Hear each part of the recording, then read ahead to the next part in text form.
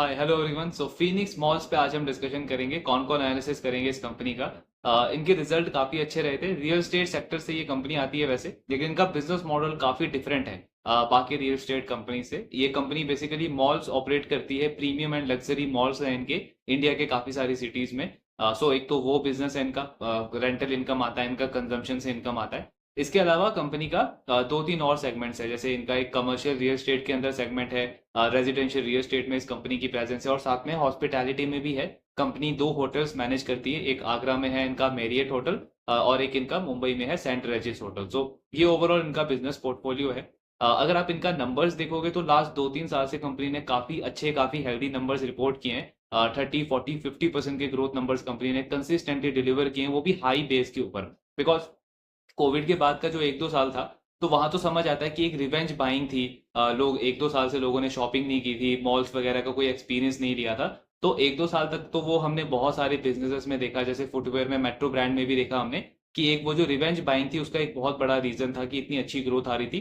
But इस company के साथ में पॉजिटिव चीज क्या है कि उस ग्रोथ मोमेंटम को कंपनी ने कंटिन्यू रखा है। एंड इवन इस फाइनेंशियल ईयर में भी कंपनी ने ऑलमोस्ट 30-40% की ग्रोथ नंबर्स रिपोर्ट किए हैं। मार्जिन के नंबर्स अच्छे हैं, प्रॉफिटेबिलिटी के नंबर्स अच्छे हैं, तो नंबर्स काफी अच्छे डिलीवर किए हैं कंपनी ने। अब कॉन कॉल में ऑब्वियसली हमको देखना है कि FY25 के लिए मैनेजमेंट का गाइडेंस क्या है, क्या आउटलुक है, एंड हम क्या एक्सपेक्ट कर सकते हैं इस स्टॉक से, किस तरीके की अपॉर्चुनिटी जो है वो स्टॉक के अंदर हमको लग रही है करंट लेवल्स पे। सो फर्स्ट ऑफ ऑल अगर हम देखें तो मैनेजमेंट का कहना है कि FY24 काफी एक बड़ा माइलस्टोन फाइनेंशियल ईयर रहा कंपनी का। बहुत सारी अचीवमेंट्स रही।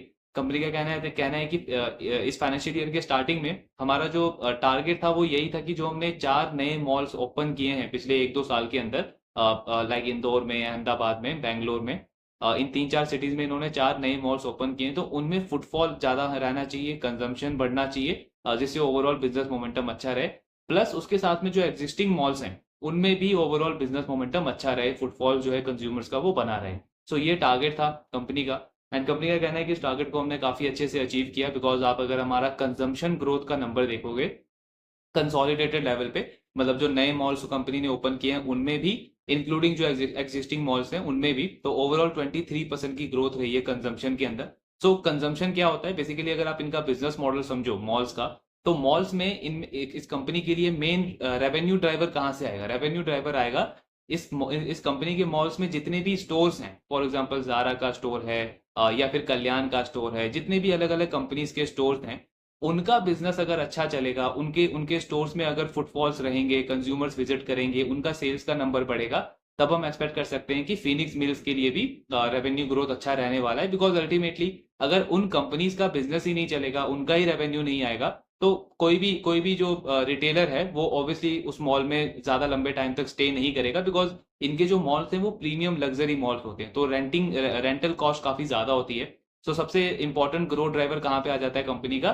कंजम्पशन का। तो कंजम्पशन में काफी अच्छी ग्रोथ आई है कंपनी की, 23% की ग्रोथ रही है इस पूरे फाइनेंशियल ईयर में। देन कंपनी का कहना है कि ओवरऑल जितने भी मॉल्स अगर आप देखोगे, जो टोटल रेंटल इनकम है हमारी, including existing malls and new malls, तो रेंटल इनकम में ऑलमोस्ट 6% की ग्रोथ आई है, 6% की ग्रोथ है। इसका मतलब क्या हुआ कि पहले जितने मॉल्स थे कंपनी के, उनमें जितना रेंट आता था, सो उसके ऊपर 6% की ग्रोथ आई है इस पूरे फाइनेंशियल ईयर के लिए।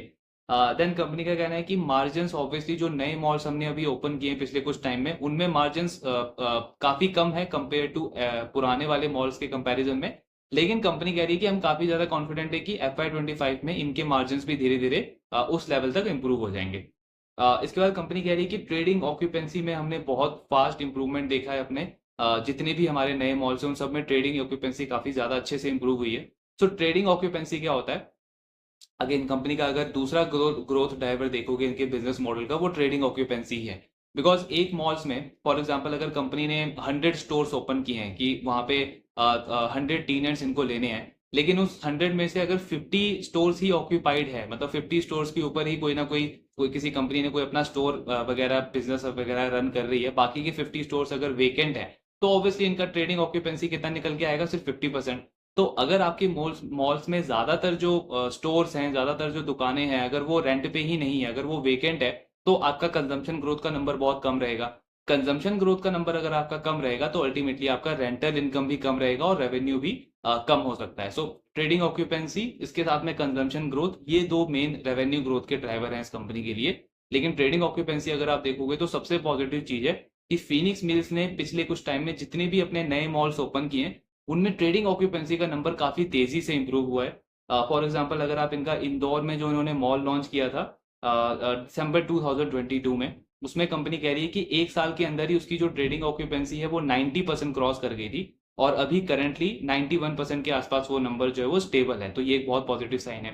देन लास्ट ईयर कंपनी ने अहमदाबाद में फरवरी में, लास्ट ईयर 2023 में अहमदाबाद में एक अपना मॉल वहां पे इन्होंने लॉन्च किया था। उसमें भी कंपनी का कहना है आज के टाइम पे ट्रेडिंग ऑक्यूपेंसी जो है वो 86% है। प्लस कंपनी वहां पे अब मल्टीप्लेक्स भी स्टार्ट करी है। अभी तक मल्टीप्लेक्स उस वाले मॉल में नहीं था, तो जैसे मल्टीप्लेक्स स्टार्ट हो जाएगा कंपनी का कहना है कि जो ट्रेडिंग ऑक्यूपेंसी का नंबर है वो 94% क्रॉस कर जाएगा। सो ये एक और पॉजिटिव चीज है।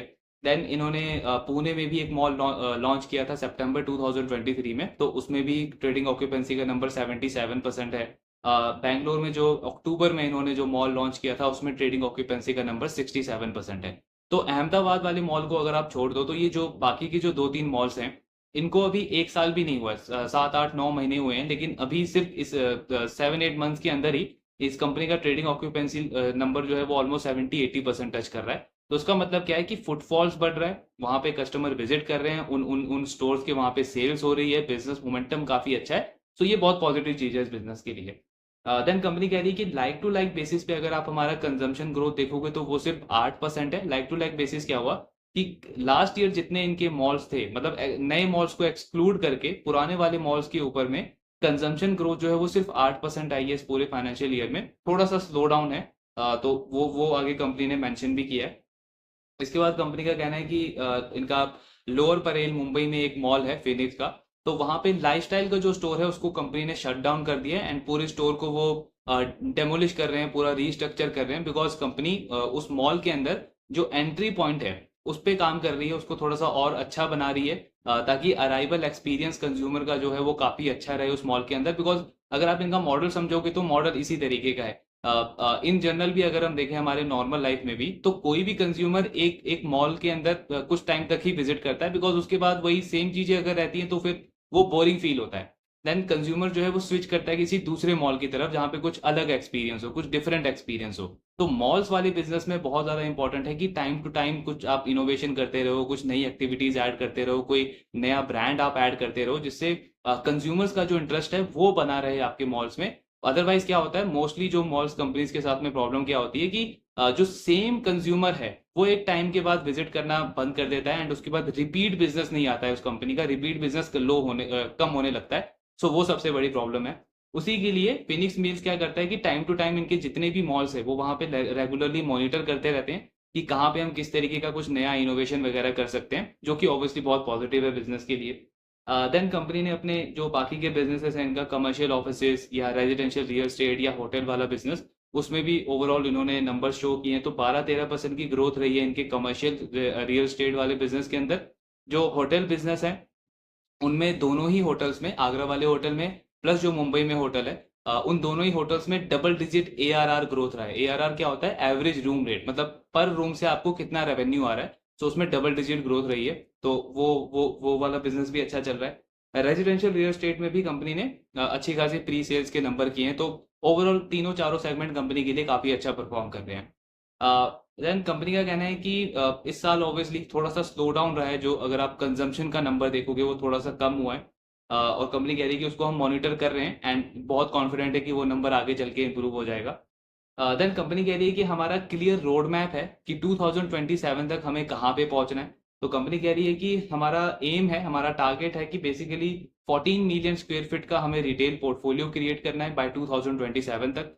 साथ में 7 मिलियन स्क्वायर फीट का ऑफिस, मतलब कमर्शियल रियल एस्टेट के अंदर हमें 7 मिलियन स्क्वायर फीट का पोर्टफोलियो चाहिए।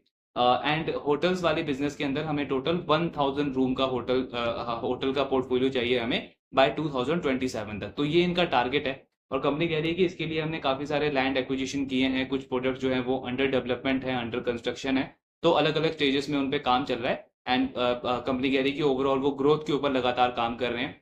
आज के टाइम पे कंपनी कह रही है कि आज के टाइम पे हमारा फोकस ये है कि 2027 के बाद आगे का जो टाइम है उसमें हम किन किन चीज़ों पे इन्वेस्ट कर सकते हैं, किस तरीके का पोर्टफोलियो क्रिएट करना है। सो उसकी प्लानिंग वगैरह चल रही है कि 2027 के बाद और कौन से नए प्रोजेक्ट्स कंपनी ओवरऑल ऐड कर सकती है।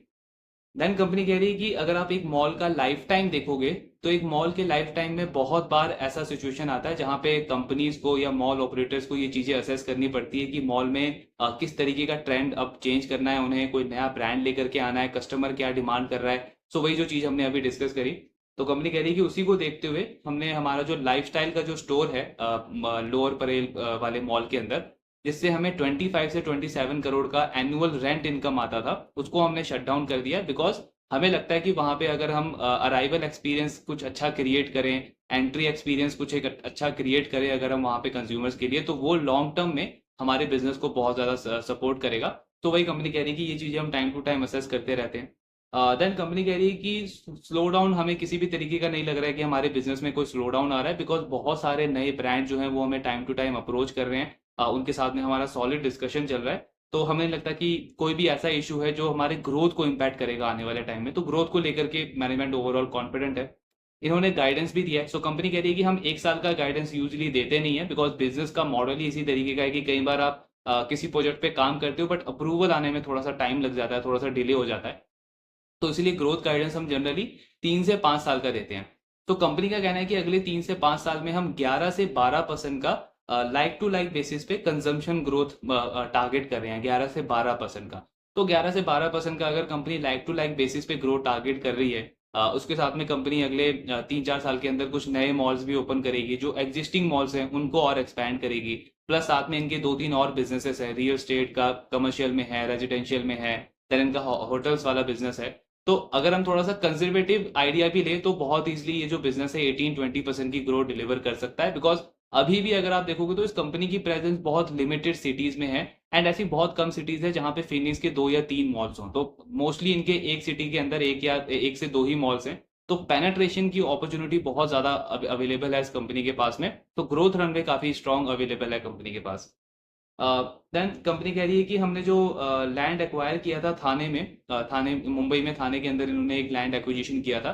तो वहां पे कंपनी कह रही है कि एक कॉम्पिटिटर आ रहा है जो वहां पे ऑलमोस्ट 560 रूम्स का एक होटल वहां पे वो बना रहा है। लेकिन कंपनी कह रही है कि हमने अभी तक ये डिसाइड नहीं किया है कि हमें वहां पे किस तरीके का डेवलपमेंट चाहिए। सो बेसिकली हमें अभी 1 क्वार्टर का टाइम अभी और लगेगा ये डिसाइड करने में। लेकिन एक आइडिया इन्होंने दिया है कि कंपनी कह रही है कि हम एक मिक्स डेवलपमेंट वहां पे यूज कर सकते हैं। मतलब थोड़ा जो पोर्शन है उस लैंड का, वो हम होटल बिजनेस के लिए यूज कर सकते हैं, कुछ पार्ट हम रिटेल बिजनेस के लिए यूज कर सकते हैं, मतलब मॉल्स वगैरह के लिए, एंड कुछ पार्ट जो है वो हम रेजिडेंशियल रियल स्टेट के लिए भी यूज कर सकते हैं। लेकिन एग्जैक्ट कितना लगेगा, कैसा रहेगा, कब तक उसका टाइमलाइन रहेगा, तो उसके लिए कंपनी कह रही है कि 1 क्वार्टर का टाइम अभी और हमें लगेगा उसको डिसाइड करने में। देन कंपनी का कहना है कि जो हमारा रेजिडेंशियल रियल एस्टेट वाला बिजनेस है उसमें हम 350 से 400 करोड़ का प्री सेल्स का नंबर टारगेट कर रहे हैं फॉर FY25। तो इसमें भी इन्होंने गाइडेंस दिया है।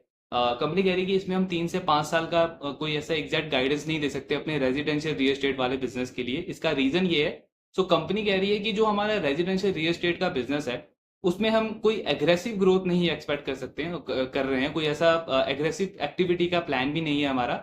हमारा कोई ऐसा एम नहीं है कि हम काफी एक बहुत बड़ा रेजिडेंशियल डेवलपर बनना चाहते हैं, लाइक प्रेस्टीज एस्टेट या DLF या गोदरेज प्रॉपर्टीज। तो उस कंपटीशन में या उस रेस में नहीं है फिनिक्स मिल्स। कंपनी कह रही है कि हम काफी स्ट्रेटेजिकली हम लोकेशन को आइडेंटिफाई करते हैं कि कहाँ कौन सी लैंड है जहाँ पे मेच्योर मार्केट है, एब्जॉर्प्शन जल्दी से आ सकता है, कंजम्पशन जल्दी से आ सकता है। तो उसको देखते हुए हम एक्विजिशन करते हैं। ऐसा कोई हमारा एम नहीं है कि हमें एक बहुत बड़ा रेजिडेंशियल डेवलपर बन रहा है। मतलब क्या है कि मतलब कंपनी यही कह रही है कि मेन बिजनेस हमारा जो है वो मॉल्स ऑपरेशन का ही रहेगा, एंड उसके साथ में बाकी बिजनेसेस जो है वो जस्ट एक सपोर्ट में एक्ट कर रहे हैं। स्पेशली रेजिडेंशियल रियल एस्टेट पे अभी कंपनी का कोई कोई खास ऐसा एग्रेसिव ग्रोथ प्लान नहीं है। देन कंपनी कह रही है कि Tier 1 सिटी से बहुत अच्छा बिजनेस आ रहा है हमारा, और एक बेस्ट प्लेस है अगर आपका Tier 1 सिटी में बिजनेस में प्रेजेंस है तो एक बेस्ट प्लेस है, बिकॉज इस तरीके के मॉडल्स को वो सूट करता है। लेकिन इसका चैलेंज क्या है, कंपनी कह रही है कि वहां पे आपको टीम काफी बड़ी चाहिए होती है मैनेज करने के लिए, बहुत सारे कंप्लायंसेस आपको चाहिए होते हैं, प्लस लैंड का जो कॉस्ट है वो भी काफी महंगा होता है कंपेयर टू Tier 2 Tier 3 सिटीज। तो ये कुछ चैलेंजेस भी हैं, लेकिन हाँ ग्रोथ अपॉर्चुनिटीज भी Tier 1 सिटीज में काफी ज्यादा है। देन कंपनी कह रही है कि हमें पता है कि कंपटीशन जो है वो कभी भी किसी भी मार्केट में आ सकता है, हमें चैलेंज कर सकता है। इसीलिए फिनिक्स मिल्स क्या करता है, टाइम टू टाइम इस चीज को मॉनिटर करता रहता है रेगुलरली कि कहाँ पे वो कौन सी नया इनोवेशन ऐड कर सकते हैं, कोई नई एक्टिविटी ऐड कर सकते हैं, जिससे इनके मॉल्स का ओवरऑल जो कंजम्पशन है, जो फुटफॉल है, वो कम ना हो। बिकॉज वही पॉइंट हमने डिस्कस किया कि ये मॉडल ही इस तरीके का, ये बिजनेस ही इस तरीके का है, जो कंज्यूमर है वो बहुत थोड़े टाइम के बाद वो बोर होना स्टार्ट कर देता है एक मॉल से, एंड उसके बाद हम स्विच करते हैं किसी दूसरे मॉल्स की तरफ, किसी दूसरे इस तरीके के एंटरटेनमेंट प्लेसेस की तरफ। तो वही कंपनी कह रही है कि हम टाइम टू टाइम मॉनिटर करते रहते हैं किस तरीके की नई इनोवेशन हम ऐड कर सकते हैं हमारे मॉल्स में। एंड कंपनी का कहना है कि आप बोल सकते हो कि यही एक मेजर कॉम्पिटिटिव एडवांटेज है हमारा, बिकॉज अभी तक हमें कोई भी ऐसा कोई जिस मार्केट में भी हमारी प्रेजेंस है, हमें ऐसा किसी भी मार्केट में नहीं लगा कि कोई नया प्लेयर आकर के हमारे मार्केट को डिसरप्ट कर रहा है या हमारे बिजनेस को अफेक्ट कर रहा है। सो आप बोल सकते हो कि जो हमारा इनोवेशन के ऊपर फोकस रहता है, नई एक्टिविटीज के ऊपर फोकस रहता है, वो काइंड ऑफ हमें हेल्प कर रहा है हमारे ग्रोथ को सस्टेन करने के लिए। देन कंपनी कह रहा है कि सबसे बड़ा सरप्राइज क्या है हमारे लिए कि जो टीयर 2 सिटीज में हमने जो एक्सपेंशन किया है पिछले कुछ सालों में, उसका जो रिटर्न ऑन इन्वेस्टेड कैपिटल है, जिसको हम आरओसीई भी बोलते हैं, तो रिटर्न ऑन इन्वेस्टेड कैपिटल हमारा टीयर 2 सिटी में टीयर 1 सिटी से भी बेटर रहा है। ये बहुत सरप्राइजिंगली कंपनी ने इस चीज को कहा है। सो इससे एक और चीज हमको समझ आती है, जो हमने बहुत सारे बिजनेसेस में भी देखा है, आप वेल्थ मैनेजमेंट बिजनेसेस में भी देख सकते हो, बहुत सारी रिटेल कंपनीज में भी देख सकते हो। सारी कंपनीज क्या कह रही है कि टीयर 1 मेट्रो सिटीज में तो ग्रोथ है, पहले भी थी, आज भी है, अच्छा कंजम्पशन है, लेकिन टीयर 2, टीयर 3, टीयर 4 सिटीज से जिस तरीके की डिमांड है, जिस तरीके की ग्रोथ आ रही है, वो बहुत सारे बिजनेसेस को हेल्प कर रही है कि सस्टेनेबली ग्रो करे। एंड हर एक बिजनेस का यही कहना है कि ये वाली जो ग्रोथ है, इंक्रीमेंटल इंडिया की जो ग्रोथ है, वो यहीं से आएगी, टीयर 2, टीयर 4 मार्केट से। एंड ये कोई शॉर्ट टर्म ग्रोथ नहीं है, मतलब ये एक बहुत लॉन्ग टर्म ग्रोथ जर्नी है। सो उसी पे फिनिक्स मिल्स भी कह रहा है कि इसको लेकर के हम बहुत ज्यादा कॉन्फिडेंट है। कंपनी का कहना है कि टीयर 2 सिटी वैसे तो आप बोलोगे कि छोटी सिटीज है, लेकिन इनमें जो अपॉर्चुनिटी है, ग्रोथ की जो अपॉर्चुनिटी है, वो टीयर 1 सिटीज के कंपैरिजन में है। तो इसीलिए कंपनी ओवरऑल बहुत ज्यादा बुलिश है। एग्जांपल भी दिया है इन्होंने कि अगर आप देखोगे तो लास्ट 1-2 साल में हमने लखनऊ में, अहमदाबाद में, इंदौर में, इन सिटीज में अपना अपना नया मॉल मॉल ओपन किया है, और उसमें ट्रेडिंग ऑक्यूपेंसी जितनी जितनी रेट से बढ़ा है, जितनी रेट से इंप्रूव हुआ है, तो वो क्लियरली हमको शो कर रहा है कि ओवरऑल बहुत अच्छा बिजनेस मोमेंटम है, और ये कंटिन्यू रहने वाला है आने वाले टाइम में भी। देन कंपनी कह रही है कि सूरत में जो हमारा प्रोजेक्ट चल रहा है उस पर काफी काफी अच्छे से प्रोग्रेशन चल रहा है अभी, और हम सेम स्टोरी प्ले आउट होते हुए देख रहे हैं जो हमारे लखनऊ वाले मॉल में हुआ, इतनी जल्दी से ट्रेडिंग ऑक्यूपेंसी का नंबर बढ़ा है, सेम स्टोरी हम प्ले आउट होते हुए देख रहे हैं हमारे सूरत वाले प्रोजेक्ट के अंदर भी। देन इसके बाद फिनिक्स मॉल्स की अलग अलग कैटेगरीज होते हैं, जैसे आपने देखा होगा मॉल्स में इलेक्ट्रॉनिक्स की शॉप्स भी होती है, फैशन रिटेलर्स भी होते हैं, फुटवेयर रिटेलर्स भी होते हैं, लगेज वाली कंपनीज भी होती है, तो फूड एंड बेवरेजेस भी होता है, अलग अलग कैटेगरीज होती है। तो सिमिलरली फिनिक्स मॉल्स की भी जो जितनी कैटेगरीज हैं, उनमें कुछ कैटेगरीज में थोड़ा सा स्लो डाउन हुआ है। जैसे कंपनी कह रही है कि अगर आप इलेक्ट्रॉनिक कैटेगरी देखोगे तो उसमें -1% की ग्रोथ आई है, कुछ कैटेगरीज में सिर्फ 2-3% की ग्रोथ आई है। फूड एंड बेवरेजेस वाला जो कैटेगरी है, उसमें भी थोड़ी सी ग्रोथ कम है। तो कंपनी कह रही है कि स्पेसिफिकली अगर हम इलेक्ट्रॉनिक कैटेगरी की बात करें जिसमें -1% की ग्रोथ है, तो ये आप काइंड ऑफ वन ऑफ बोल सकते हो FY24 में इसको, बिकॉज हमें नहीं लगता कि ये कोई स्ट्रक्चरल कुछ इशू है ग्रोथ को लेकर के। एंड ऐसा भी नहीं है कि जो जो कस्टमर्स हैं वो ऑनलाइन स्विच कर रहे हैं, सो ऐसा भी कुछ हमें नहीं लगता है, बिकॉज लास्ट ईयर कंपनी का कहना है कि चेन्नई एंड बैंगलोर, इन दो सिटी में जो इनके मॉल्स हैं, वहां पे थोड़ा सा इनको इलेक्ट्रॉनिक आइटम्स में थोड़ा सा, इस कैटेगरी में थोड़ा सा स्लो डाउन दिखा था। तो कंपनी ने वहां पे मार्केटिंग वगैरह करके, कुछ तरीके की एक्टिविटीज करके काफी अच्छा बिजनेस मोमेंटम अचीव किया था, रिस्पॉन्स काफी अच्छा मिला था उन एक्टिविटीज का। सो कंपनी कह रही है कि सेम हमारा फोकस है, हम उसको मॉनिटर कर रहे हैं रेगुलरली, एंड जहां हमें लगेगा कि जिस मॉल में इस तरीके की चीजें करने की जरूरत है, हम दोबारा से उसको करेंगे एंड ग्रोथ वापस आ जाएगी।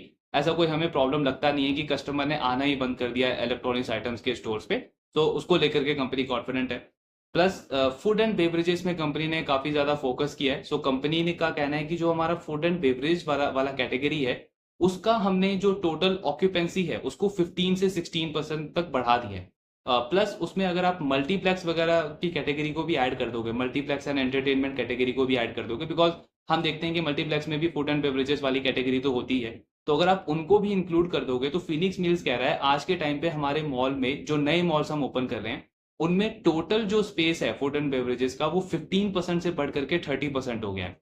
मतलब पहले जो कंपनी कोई नया मॉल ओपन करती थी, उसमें फूड एंड बेवरेजेस का जो टोटल स्पेस है, टोटल सेलेबल जो एरिया है, वो 15% होता था, और थोड़ा बहुत फिर बाकी फैशन रिटेलर्स का, फुटवेयर रिटेलर्स का, उस कैटेगरीज का होता था, लेकिन उसको कंपनी ने फूड एंड बेवरेजेस वाले सेलेबल एरिया को 15% से बढ़ा करके 30% कर दिया है। तो कंपनी कह रही है कि हमने कई सारे नए ब्रांड्स भी लेकर के आए हैं, कस्टमर्स के लिए नए ऑप्शंस लेकर के आए हैं, नई चीजें लेकर के आए हैं। तो जो फूड एंड बेवरेजेस वाले कैटेगरी में भी आपको थोड़ा सा स्लो डाउन दिख रहा है, उसको केटर करने के लिए हमने ये सारी एक्टिविटी करी है। एंड इसको लेकर के हम काफी ज्यादा कॉन्फिडेंट है कि यहाँ पे भी नंबर्स आने वाले टाइम में इंप्रूव हो जाएंगे। अब इसमें एक पॉइंट ये है कि कंपनी ने नए ब्रांड्स तो ऐड करे हैं, नए ऑप्शंस भी दिए हैं कंज्यूमर्स को, लेकिन हमको ये ट्रैक करना है कि क्या वो नए ब्रांड जो हैं उससे फुटफॉल बढ़ता है क्या, उससे उससे जो इनका फूड एंड बेवरेजेस वाला जो कैटेगरी है उसका कंजम्पशन में कैसी ग्रोथ आती है, तो वो ऑब्वियसली हमको ट्रैक करना है आने वाले टाइम में। देन कंपनी कह रही है कि जिस तरीके की डिमांड हमें दिख रही है ग्लोबली, जिस तरीके की बड़े बड़े ब्रांड्स आज के टाइम में इंडिया में आके अपना स्टोर ओपन करना चाहते हैं, इंडियन कंज्यूमर्स को टारगेट करना चाहते हैं, तो उसको देखते हुए हमको लगता है कि जो भी हम नया मॉल अब ओपन करेंगे उसका जो साइज है वो अब 1.4 मिलियन से लेकर के 1.5 मिलियन स्क्वायर फीट तक होगा। मतलब साइज बढ़ाने को कंपनी देख रही है, बिकॉज डिमांड काफी स्ट्रांग है। तो अगेन एक और पॉजिटिव ट्रेंड है। देन कंपनी का कहना है ट्रेडिंग ऑक्यूपेंसी अगर आप कंसोलिडेटेड लेवल पे देखोगे तो आज 88% के रेंज में है, लेकिन डेफिनेटली आने वाले टाइम में ये बढ़ेगा, मिड 90s में होगा। 95 से 96% का गाइडेंस दिया है कंपनी ने कि ट्रेडिंग ऑक्यूपेंसी का नंबर भी बढ़ेगा, तो ये भी एक और पॉजिटिव चीज है।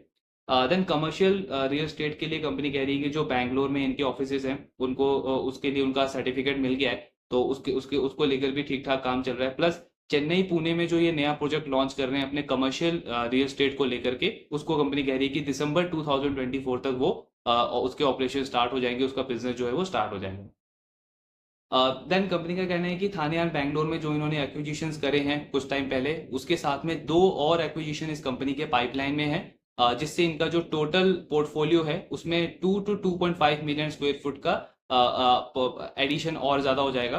तो बेसिकली कंपनी ने कुछ टाइम पहले गाइडेंस दिया था कि अगले 2 साल के अंदर ये 4 से 5 ट्रांजैक्शन करने को देख रहे हैं, जिसमें इन्होंने 2 पहले कर लिया, एक थाने में एक बैंगलोर में, 2 अभी पाइपलाइन में है। एंड कंपनी का कहना है कि आने वाले क्वार्टर्स में हम कुछ और अनाउंसमेंट कर सकते हैं। तो लगातार लैंड एक्विजिशन और नया एक्सपेंशन पे तो कंपनी का काम चल रहा है काफी अच्छे से। देन कंपनी कह रही है कि जो जो मॉल का साइज हमने बोला है कि 1.4 से 1.5 मिलियन स्क्वायर फीट तक होगा, तो ऐसा नहीं है कि हर एक नया मॉल का साइज उतना ही होगा, बिकॉज उसमें ऑब्वियसली फ्लेक्सिबिलिटी रहती है, रहेगी कि जहां पे हमें लगेगा कि डिमांड काफी ज्यादा है, काफी ज्यादा ब्रांड्स हमको अप्रोच कर रहे हैं, तो वहां पे तो डेफिनेटली हमको थोड़ा सा बड़ा साइज का मॉल ओपन करना पड़ेगा। बट जहां पे हमें लगेगा डिमांड ठीक ठाक है, नॉर्मल लेवल पे है, तो वहां पे हम नॉर्मल साइज का ही मॉल ओपन करेंगे। लेकिन ऑब्वियसली हमारे पास में ऑप्शन है कि बाद में अगर हमको डिमांड आती है, कुछ नए नए नए ब्रांड्स हमको अप्रोच करते हैं, तो हम उस मॉल का साइज बढ़ा सकते हैं, जो कि ऑलरेडी इन्होंने कई सारे मॉल्स में अपने किया भी है।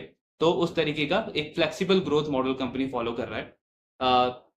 इसके बाद में कंपनी का वही कमर्शियल रियल एस्टेट को लेकर के कहना है कि जो बैंगलोर वाला जो इनका ऑफिस है, उसमें इनको काफी अच्छी इंक्वायरीज आ रही है, काफी अच्छे क्लाइंट्स की तरफ से इंक्वायरीज आ रही है, इंटरेस्ट शो कर रहे हैं। तो उसको लेकर के कंपनी कॉन्फिडेंट है कि जब वो जिसका उसका ऑपरेशन स्टार्ट हो जाएगा तो अच्छा खासा बिजनेस मोमेंटम आएगा। प्लस चेन्नई पुणे वाले ब्रांड के लिए, सॉरी ऑफिस के लिए, कंपनी का कहना है कि अभी लीजिंग तो स्टार्ट नहीं करी है हमने, लेकिन इंक्वायरीज लेना हमने स्टार्ट कर दिया है, और अभी तक का रिस्पॉन्स काफी पॉजिटिव मिल रहा है हमें मार्केट से, हमारे क्लाइंट्स की तरफ से। तो ये ओवरऑल कॉनकॉल एनालिसिस था फिनिक्स मिल्स का। रिजल्ट काफी अच्छे थे इनके, लास्ट 2-3 साल से कंपनी अपने परफॉर्मेंस को सस्टेन कर रही है। आगे का गाइडेंस अगर आप देखोगे तो कंपनी लगातार एक्सपैंड कर रही है, नए प्रोजेक्ट्स लॉन्च कर रही है, नए नए मॉल्स इन्होंने लास्ट 2-3 साल में जो लॉन्च किए हैं, उसमें अगर हम ट्रेडिंग ऑक्यूपेंसी का नंबर देखें तो काफी अच्छा है। आगे की प्रोजेक्ट पाइपलाइन काफी स्ट्रांग है। प्लस जो रियल स्टेट के बिजनेस है उनमें भी कंपनी का कमर्शियल रियल स्टेट के लिए स्पेशली काफी स्ट्रांग पाइपलाइन है अगले 1-2 साल के लिए। सो ग्रोथ के नंबर्स अच्छे हैं। मॉल्स वाले में एक से दो चीज हमें ट्रैक करना है कि जो कंजम्पशन में थोड़ा सा स्लो डाउन आया है इनकी कुछ कैटेगरीज को लेकर के। अब फूड एंड बेवरेजेस में तो कंपनी कह रही है कि इन्होंने कुछ नए ब्रांड्स को ऐड किया है, एंड उसको लेकर के कंपनी कॉन्फिडेंट है कि आने वाले क्वार्टर्स में उस कैटेगरी का कंजम्पशन बढ़ेगा। तो वो हमको ट्रैक करना है कि नए ब्रांड्स ऐड करने के बाद भी क्या कंजम्पशन बढ़ रहा है या अभी भी वो स्लो डाउन है। बिकॉज अगर लाइक टू लाइक बेसिस पे कंपनी का ग्रोथ में स्लो डाउन आता है, तो जो नए मॉल्स आप ओपन कर रहे हो उससे उससे मतलब ग्रोथ सस्टेनेबल नहीं हो सकती है। तो दोनों चीजें होनी जरूरी है। अभी तक का ऑल दो चीजें अच्छी चल रही है, परफॉर्मेंस अच्छी है, बस उसको हमें आगे ट्रैक करना है कि वो किस तरीके से मेंटेन कर पाती है कंपनी। बाकी अगर आप इस बिजनेस को देखो तो ये बिजनेस एक और रीजन है कि जिसकी वजह से इस बिजनेस के अंदर इंटरेस्ट बनता है, बिकॉज प्रीमियमाइजेशन जो थीम है हम सबको पता है कि बहुत स्ट्रॉन्ग थीम है इंडिया के अंदर, और अगला 10-15 साल जो जो बिजनेस इस थीम को प्ले आउट कर रहे हैं उनके लिए काफी अच्छी अपॉर्चुनिटी है। हमने रिटेल में देखा है, हमने वेल्थ मैनेजमेंट में देखा है, हमने फैशन रिटेल में देखा है, फुटवेयर में देखा है, एफएमसीजी में देखा है। सो हर एक कंपनी जो इस सेगमेंट में प्ले कर रही है वो बाकी प्लेयर के कंपैरिजन में काफी अच्छा परफॉर्म कर रही है। तो एक तो ये रीजन बन जाता है कि जिसकी वजह से इस बिजनेस में इंटरेस्ट बनता है, बिकॉज ये एक बिजनेस जो है वो काफी सारी कैटेगरीज के साथ में कनेक्ट है। जैसे मॉल्स के अंदर अगर आप देखो तो फैशन रिटेलर्स भी होते हैं, इलेक्ट्रॉनिक रिटेलर भी होते हैं, फूड एंड बेवरेजेस भी होता है, आपका मल्टीप्लेक्स भी होता है। सो हर एक एंटरटेनमेंट के लेवल पे या शॉपिंग के लेवल पे या फिर आपका ज्वेलरी के लेवल पे, हर एक लेवल पे प्रीमियमाइजेशन का थीम चल रहा है और उसकी वजह से एक एडिशनल इंटरेस्ट बनता है इस बिजनेस के साथ में। प्लस तो हम ये भी देख रहे हैं कि रियल एस्टेट सेक्टर बहुत अच्छा कर रहा है, बूमिंग चल रहा है रियल एस्टेट सेक्टर के अंदर। तो कंपनी का रियल एस्टेट में भी पोर्टफोलियो है। सो एक काइंड ऑफ प्रॉक्सी बन जाता है ये प्रीमियमाइजेशन थीम को प्ले करने के लिए प्लस रियल एस्टेट वाले थीम को प्ले करने के लिए। एंड कंपनी की परफॉर्मेंस तो अच्छी है ही। अगर आप स्टॉक का 1 ईयर फॉरवर्ड पीई भी देखोगे तो 40 के आसपास इसका 1 ईयर फॉरवर्ड पीई है। कंपनी की गाइडेंस भी काफी अच्छी है, 18-20% तक की ग्रोथ हम एक्सपेक्ट कर सकते हैं इस बिजनेस से। एंड क्योंकि अगेन वही पॉइंट है कि इनकी प्रेजेंस अभी बहुत लिमिटेड है। टियर 3 टियर 4 में ऐसे बहुत सारे मार्केट्स हैं जहां पे कंपनी आगे आने वाले टाइम पे एक्सप्लोर कर सकती है। तो ग्रोथ की अपॉर्चुनिटी भी काफी अच्छी है। सो अच्छा बिजनेस है, परफॉर्मेंस अच्छी है, अपॉर्चुनिटी भी अच्छी लगती है स्टॉक के अंदर, बिकॉज 1 ईयर फॉरवर्ड भी 40 के आसपास है, बिजनेस की ग्रोथ 30-40% है। सो इंटरेस्ट तो बनता है ऑब्वियसली करंट लेवल्स पे। बाकी ट्रैक करना कंटिन्यू रखेंगे, देखेंगे आने वाले क्वार्टर्स में कैसी परफॉर्मेंस रहती है कंपनी की। आपके जो भी डाउट्स हैं do let me know in the comment box. Thank you very much.